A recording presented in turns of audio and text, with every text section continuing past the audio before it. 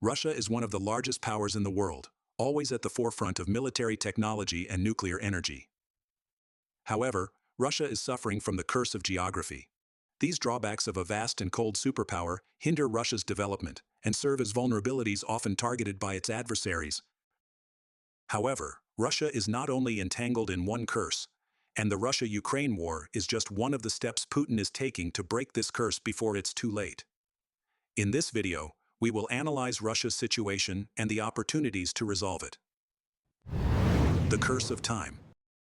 In 2014, when the Maidan coup and the annexation of Crimea occurred, the Kremlin was concerned about international reactions, as well as the economic and military situation at that time, which were not conducive to waging a large-scale war.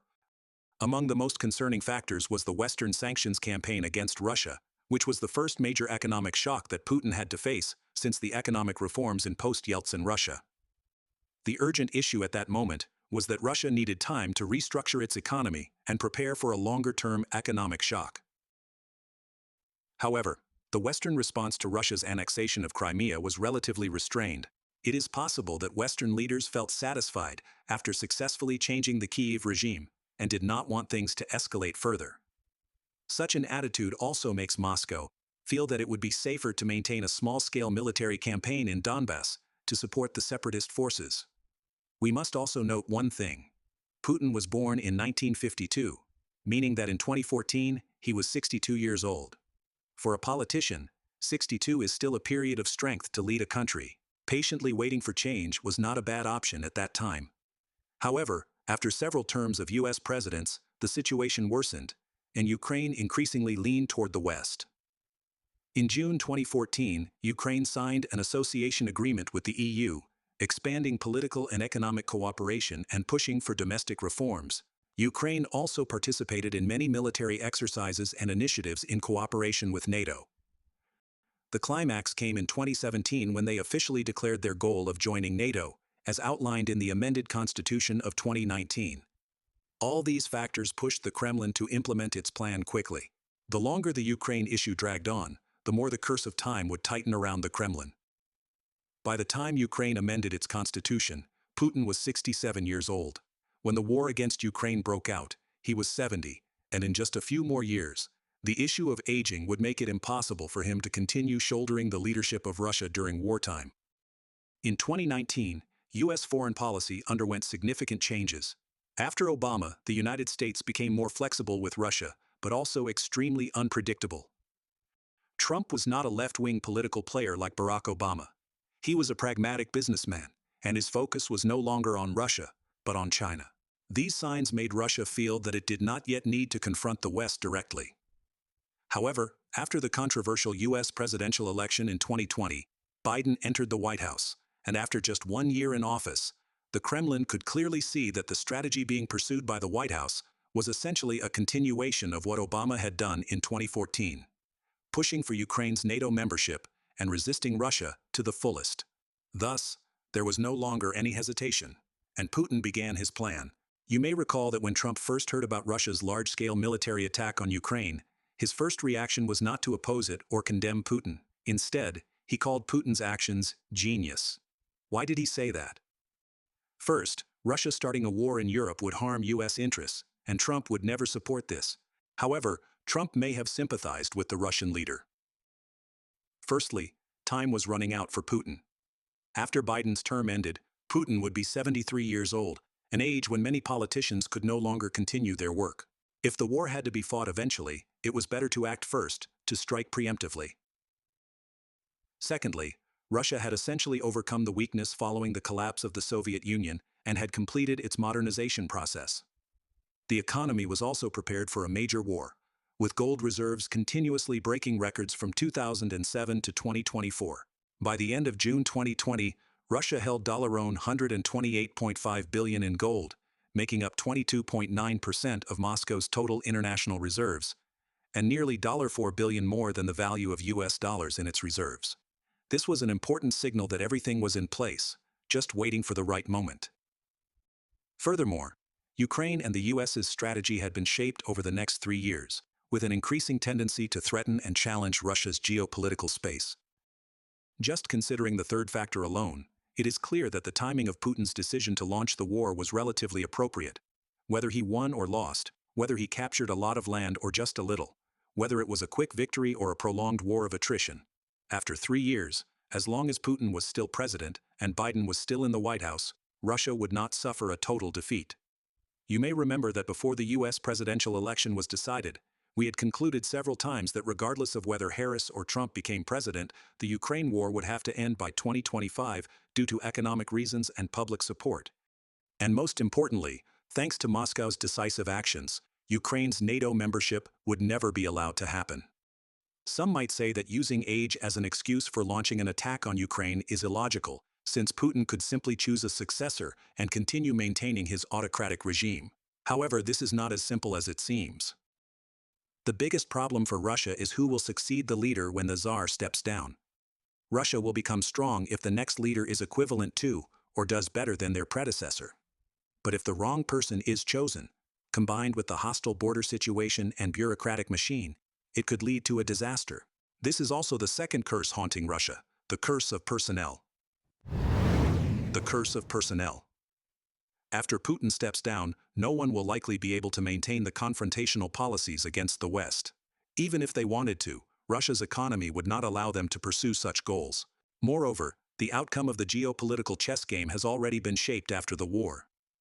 Russia has gained control of 4 territories and the Crimean Peninsula, creating a strategic security depth in the western part of the country. However, in return, they will need many years to recover economically, as well as to find geopolitical advantages to replace the lost Baltic region and Syria. Meanwhile, the West also no longer has much motivation to threaten Moscow after suffering significant economic losses. Additionally, their strategists may feel satisfied knowing that by merely using a pawn like Ukraine, they have managed to exhaust Russia in the competition between global superpowers. The biggest question right now is, who will replace Putin in leading Russia after the war with Ukraine? Currently, there are many speculations about who will succeed Putin, but no source can provide sufficient evidence. However, we can construct a hypothetical scenario once Russia concludes the war. What is it that Russia desires most? Expanding its territory or continuing to subjugate neighboring countries? No. What Russia desires most is economic recovery. To achieve this, lifting sanctions and maximizing the benefits from business dealings with the West will certainly be essential. Therefore, the successor to Putin is likely to prioritize economic expertise over military prowess. This leads us to a promising name. Mikhail Mishustin, the current Prime Minister of Russia, who is regarded as a technocrat capable of managing the economy. This man is known for his success in improving Russia's tax collection system and reforming the government's personnel structure and operational mechanisms to make them more efficient. There are 2 achievements in particular worth noting. First, he was directly appointed as Prime Minister by Putin, despite not being on the initial list of candidates. Second, Mishustin is the only Prime Minister under Putin who was able to form his own personal cabinet. Before him, only Putin had been able to do so in the 21st century. Notably, 2 of Mishustin's deputy prime ministers were his subordinates at the Federal Tax Service. According to experts, this means that Mishustin has been granted full authority to make changes. We would like to emphasize that Mishustin's name remains speculative, based on the assumption that the Russian Federation will seek a president who prioritizes economic development after achieving military success. Even if the seat of power falls into the hands of someone who is not particularly extraordinary, while the personnel curse may not be entirely dispelled, at least with the outcome of the Ukraine war as we have analyzed above, the Kremlin will still have enough time and resources to prepare and find the right person for its superpower ambitions. Opportunities to break the curse of geography. Russia has a coastline of 38,000 km bordering 3 oceans: the Arctic Ocean, the Atlantic Ocean, and the Pacific Ocean. Ironically, Russia has no large warm water ports. Most of the northern coastline freezes for many months each year, making it impossible for ships to dock. Ports such as Vladivostok on the Pacific and St. Petersburg on the Baltic Sea also freeze in winter. The port of Novorossiysk on the Black Sea does not freeze, but its size is relatively small. An even more serious issue for Russia is that these ports are all very difficult to access, especially in times of war. Ships in the Atlantic must pass through the Strait of Gibraltar to enter the Mediterranean, then through the Bosporus and Dardanelles Straits to reach the Black Sea, which makes the journey long and winding, rather than a direct route like American ports. These narrow straits are close to NATO countries such as Spain and Turkey. In the ongoing Ukraine conflict, Turkey has also declared that warships cannot pass through the Bosporus and Dardanelles, effectively blocking Russia's Black Sea fleet from entering and exiting. Russia can occupy Crimea and its naval base in Sevastopol, but it remains trapped in a small pond and cannot reach the open ocean.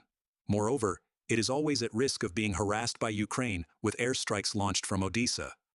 The port city of St. Petersburg on the Baltic Sea faces an even more difficult situation, as it is surrounded by NATO countries, and every move of Russia's fleet there can be closely monitored by neighboring nations. Russia's position in the Mediterranean is also weakening. After Assad's downfall in Syria, the fate of the two Russian military bases in Latakia and Tartus remains uncertain. Many people question why Syria has been unstable for such a long period. It's because of its strategic location. Russia and Iran want to build an oil and gas pipeline from Iran through Syria to the Mediterranean, and of course, through Russia's military bases for security, which would then supply energy to Europe. If this project succeeds, the Russia-Iran axis will be significantly strengthened, providing more resources and consolidating Iran's power in the region. Meanwhile, the West wants to build a pipeline starting from Qatar, passing through Turkey and into Europe, so that Europe can control it. But whichever route is taken, it has to go through Syria. If this project succeeds, Europe will not depend on Russia and Iran, while Iran will not have additional resources to develop and consolidate its power in the region. The future of Syria is difficult to predict, but in the short term, the civil war is unlikely to end, and different forces will continue to fuel their proxy forces to tear the country apart. Russia must prepare mentally for the eventual loss of control over its Mediterranean coastline. Fortunately, Russia now has an opportunity to change, and this opportunity comes from the north. Warming temperatures are causing ice in the Arctic to melt more quickly. This means Russia will have a new maritime route connecting the east to the west, without depending on countries around the Baltic Sea or the Mediterranean. We have often analyzed this lucky break for Russia. However, it should be emphasized here that the Kremlin is not passively waiting for fortune to come. It has actively invested resources in developing the Northern Sea route for many years, despite the ongoing Ukraine conflict.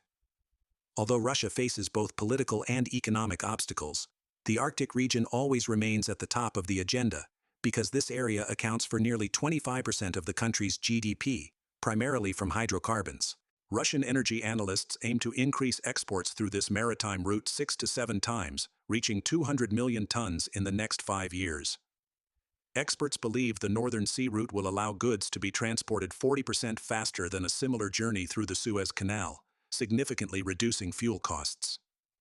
The Western press hardly paid attention to President Putin's presence at the launch ceremony of the new nuclear-powered icebreaker Chukotka on November 6, but it revealed Putin's intentions in the Arctic region. Russia's independent media outlet, the Moscow Times, reported that Russia's goal is to expand its presence in the Arctic and replace the markets lost due to Western sanctions. Chukotka is considered the largest and most efficient icebreaker in the world, measuring 173 meters in length and displacing 33,500 tons, with 2 nuclear reactors producing 350 megawatts of electricity, allowing it to break through ice nearly 3 meters thick. Ships like this are not cheap, costing about $500 million, roughly equivalent to 14 Su-57 fighter jets. Russia's ambitions in the Arctic go beyond just oil and gas reserves. Its leaders understand that the country's economic growth has always been hindered by the fact that most of Russia's major rivers, such as the Ob, Yenisei, and Lena, flow northward into the Arctic. Therefore, the Northern Sea route holds the key to unlocking vast development in the country's vast resource-rich interior, and more broadly, in Russia's remote Siberian regions. Unlike the United States, which was granted an ideal geographic position to foster economic development and ensure security, Russia rose from the ashes of the old regime, surrounded by cold and constrained by hostile countries. Its choices will inevitably be very different from the rest of Europe. Russia will still be a superpower, but not the American kind. It will still develop, but not in the way the West expects.